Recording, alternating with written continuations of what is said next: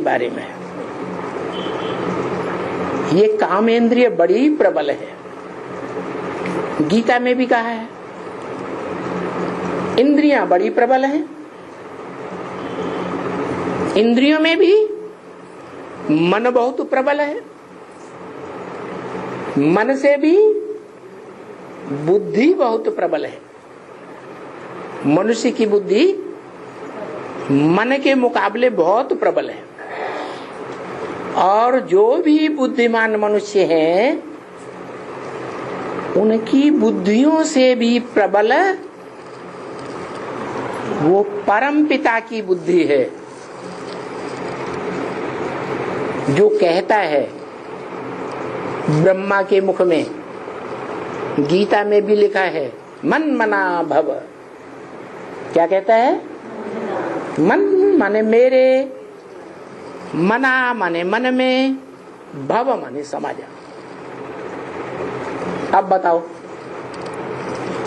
जो निराकार शिव ब्रह्मा के मुख से कहता है मेरे मन में समा जा, तो निराकार शिव ज्योति बिंदु को मन है मन। उसको संकल्प विकल्प चलाने की जरूरत है। वो सोचता है या असोचता है? असोचता है। उसको सोच विचार करने की दरकार ही नहीं, वो तो त्रिकालदर्शी है। तो बताओ कौन कहता है मन मना भव, मेरे मन में समा जा? है हाँ, जिस साकार मनुष्य तन में प्रवेश करता है एक व्यापी होकर, क्या वो साकार मनुष्य तन कहता है मेरे मन में समा जा। और उसका प्रूफ है झाड़ के चित्र में सबसे ऊपर कौन बैठा हुआ है? शंकर। सभी आत्माएं उसके स्वरूप में जाकर के समा रही हैं। क्योंकि जब टोटल विनाश इस सृष्टि का होगा, 500-700 करोड़ का भी विनाश होगा, उस समय सभी मनुष्य आत्माएं ये बात जान जाएंगी क्या कि किसको याद करना है। क्या? उसी को याद करना है जिससे हमें साकार स्वर्ग का साकार वर्षा मिलेगा। क्या? साकार स्वर्ग का साकार वर्षा मिलेगा। स्वर्ग साकार, स्वर्ग बनाने वाला भी साकार। वो कैसे बनाता है? स्व माने आत्मा, स्वर्ग ग माने गया, माने आत्मा कहाँ गई? स्व स्थिति में गई। देवताएं कैसी स्थिति में होते हैं? स्व स्थिति में होते हैं। तो जो अव्वल नंबर स्व स्थिति में जाता है वो ही सारी मनुष्य सृष्टि का बीज हुआ। हेवनली गॉड फादर क्रिश्चियंस कहते हैं। क्या कहते हैं? हेवनली गॉड फादर माना हेवन रचने वाला फादर। जो भी बाप होता है धन कमाता है तो बच्चे को क्या देता है? धन का वर्षा देता है। महल माड़ियां अटारियां बनाएगा तो बच्चे को काहे का वर्षा देगा? महलवाड़ियों अटारियों का वर्षा देगा। अब शिव करता है या करता है? शिव, जिसकी बिंदी का ही नाम शिव है, शरीर तो है ही नहीं, तो वो तो अकर्ता है। क्या? स्वर्ग बनाने का भी काम नहीं करता। करता है? नहीं। तो स्वर्ग बनाने का काम कौन करता है? स्वर्ग का रचयिता कौन है? रचयिता साकार होना चाहिए या निराकार? सृष्टि साकार है, तो सृष्टि का रचयिता भी साकार होना चाहिए। परंतु वो ही हो सकता है सृष्टि का रचयिता जो सृष्टि के आदि मध्य अंत के ज्ञान को शिव से 100% धारण करे। तो वो मनुष्य सृष्टि का बाप है, जिसको शिव के मंदिरों में शिवलिंग के रूप में दिखाया गया है। वो लिंग साकार भी है और उसमें निराकार ज्योति बिंदु भी है।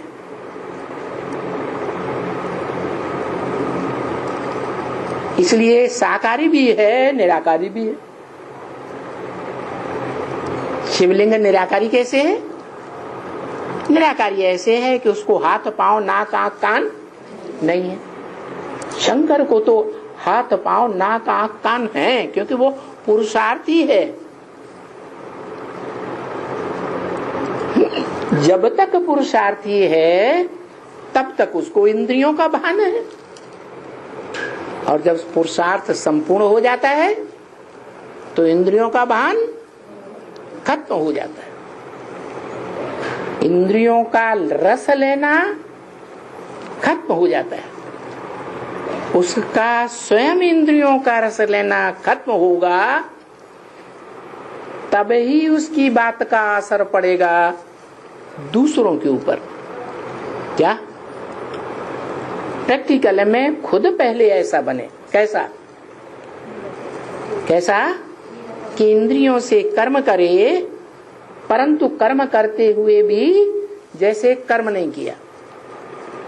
आंखें देखती हैं लेकिन नहीं देखती, कान सुनते हैं लेकिन नहीं सुनते, ऐसी स्टेज बन जाए। क्या कैसी स्टेज बनती है? इस दुनिया को देखता भी है आंखों से और कानों से सुनता भी है उनकी बातें, दुनिया वालों की। सारी दुनिया ग्लानि करती है। किसकी? जिसमें पतित पावन बाप प्रवेश करता है। धर्म पिताएं भी ग्लानि करते हैं, उनके फॉलोअर्स भी ग्लानि करते हैं, लेकिन वो ग्लानि को सुनते हुए भी नहीं सुनता। तो जब ऐसी इंद्रियों की स्टेज बन जाती है तब वो पूज्य बनता है। वो स्वयं पूज्य बनता है और द्वापर में फिर पुजारी भी बनता है, अव्वल नंबर का पुजारी। पहले उसकी बुद्धि में आता है किसकी पूजा करनी चाहिए, बाद में दूसरों की बुद्धि में आता है। तो वो स्वयं ही पूज्य, स्वयं ही पुजारी। अब बताओ, सोमनाथ मंदिर में जो हीरा जड़ा हुआ था वो कौन सी आत्मा की यादगार है? आत्माओं के बाप की यादगार। वो पत्थर बनता है? हीरा तो पत्थर होता है। साकार में निराकार है। अरे वो हीरा जो आत्मा है वो कौन सी आत्मा की यादगार है?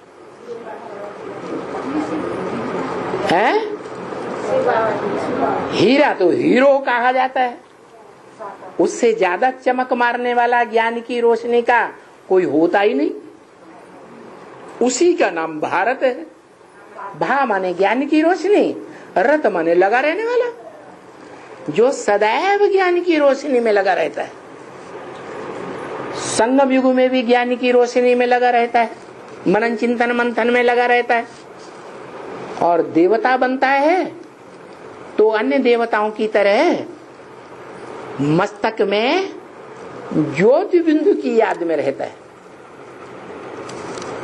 तो ज्योति बिंदु तो ज्ञान के विस्तार का सार है ना। तो वहां भी निराकारी स्टेज में है, ज्ञान की रोशनी में है। और द्वापर युग से जब द्वैतवादी धर्म पिताएं आते हैं और संग के रंग से देवताओं को देह अभिमानी बनाते, उस समय भी वो आत्मा ज्ञान की रोशनी में ही रत रहती है, जिसका नाम पड़ता है वेद व्यास। क्या नाम पड़ता है? वेद व्यास।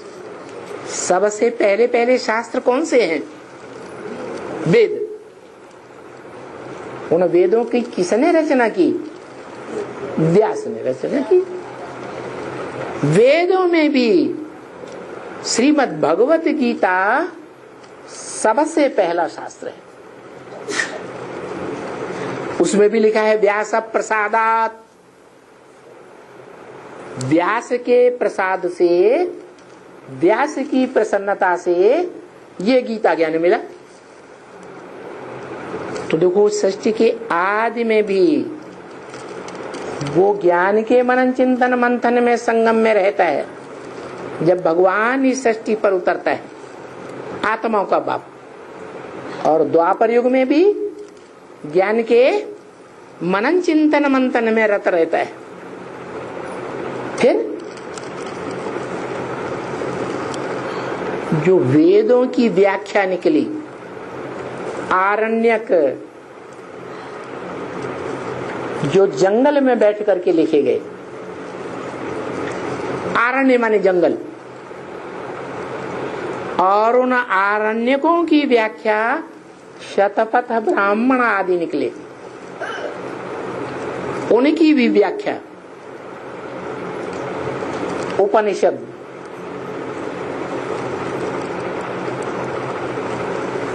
वो उपनिषदों की भी रचना पहले पहले रचने वाला वही है। और फिर पुराण निकले। पुराणों में सबसे जास्ती कौन सा पुराण प्रसिद्ध है? अरे बहुत बड़ा पुराण है महाभारत। उसके लिए भी शास्त्रों में लिखा है। किसने लिखा? व्यास ने लिखा।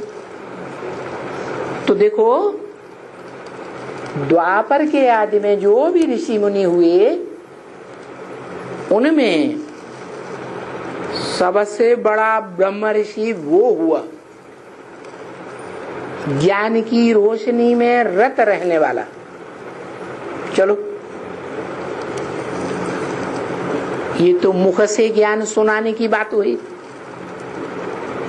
शास्त्र तो बाद में कागज पर लिखे गए, भोजपत्र पर।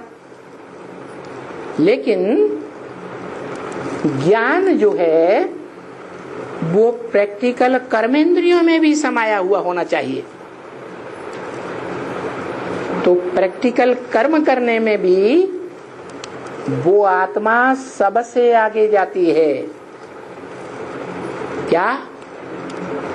इतनी आगे जाती है कि विश्व में कोई भी विधर्मी आत्मा उसके ऊपर विजय प्राप्त नहीं कर सकती। क्या? ज्ञान को सत्य कहा जाता है। सत्य हारने वाला होता है या खत्म होने वाला होता है? सदैव रहता है, उसको कोई खत्म कर ही नहीं सकता। और झूठ के पांव नहीं होते, झूठ भाग खड़ा होता है। इसीलिए भारतवर्ष में इतने विदेशी आक्रांताएं आए जिन्होंने भारत में भयंकर लूटपाट की और खून खराबा किया, मार काट की। वो आक्रांताएं भी हार करके अपने अपने देश में वापस चले गए, हार गए। तो कोई हराने वाला था ना। जैसे अलेक्जेंडर के लिए बताते हैं, भारत में आया बड़ी सेना लेकर के, और फिर बाद में चंद्रगुप्त से मुकाबला हुआ और वापस जाना पड़ा, हार गया। ऐसे ही ये तो द्वापर की बात हुई। कलयुग में देखो, आज से 400-500 वर्ष पूर्व अकबर आया, सारे भारत के ऊपर राज्य किया, सभी राजाओं को जीता, लेकिन महाराणा प्रताप को जीत पाया है? थक गया या जीत गया? थक गया, जीत नहीं सका। ऐसे शिवाजी, मुसलमानों के इतने अत्याचार हो रहे थे भारत में, मुसलमानों ने लगभग सारे भारत के राजाओं को जीता, लेकिन शिवाजी छोटे राज्य का राजा, उसको नहीं जीत सका। कहने का मतलब यह है, चाहे साहित्य के रूप में हो, जैसे द्वापर में वाल्मीकि रामायण लिखी गई, और कलयुग में तुलसीकृत रामायण लिखी गई। बाबा ने मुरली में बोला, अपने अपने शास्त्रों में अपनी महिमा कर दी है। क्या? जो भी शास्त्र बनाने वाले हुए, उन्होंने जो अपने शास्त्र लिखे, उनमें किसकी महिमा की? अपनी महिमा की। माना वाल्मीकि ने जो वाल्मीकि रामायण में राम की महिमा लिखी है, वो कौन सी आत्मा थी? वाल्मीकि वाली आत्मा थी। ऐसे ही कलयुग में तुलसीदास ने राम की महिमा में रामायण लिखी, तो वो रामायण बनाने वाली आत्मा कौन सी आत्मा थी? तुलसीदास। तुलसीदास कौन सी आत्मा साबित हुई? राम की आत्मा साबित हुई। तो इससे सिद्ध होता है कि वो सृष्टि का हीरो पार्टधारी है। हीरो पार्टधारी हर जन्म में हीरो का ही पार्ट बजाएगा या नीचा पार्ट बजाएगा? हीरो का पार्ट बजाता है। क्यों? क्योंकि आत्माओं का जो बाप शिव है, उसका बड़ा बच्चा है। इसलिए भारतीय परंपरा में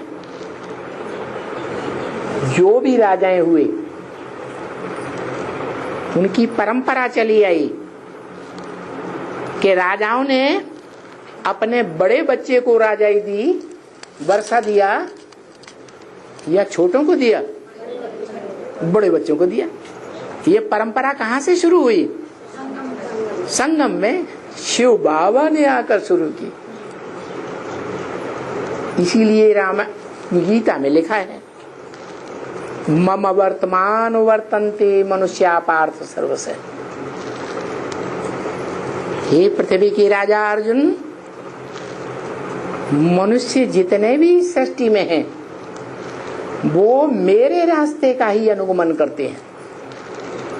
जिस रास्ते पर मैंने चल करके दिखाया, उसी रास्ते पर सब मनुष्य चलते हैं। माने सभी मनुष्य मात्र बाप बनकर अपने बड़े बच्चे को वर्षा देते हैं। तो इससे साबित हो जाता है कि स्वर्ग का वर्षा देने वाला प्रैक्टिकल प्रैक्टिकल बाप कौन है? प्रैक्टिकल माना शरीर की कर्मेंद्रियों के द्वारा कर्म करके स्वर्ग स्थापन करने वाला, स्वर्ग की राजधानी स्थापन करने वाला कौन है? शिव की आत्मा है या कोई मनुष्य आत्मा है? मनुष्य आत्मा है जो इस सारी मनुष्य सृष्टि का बीज है।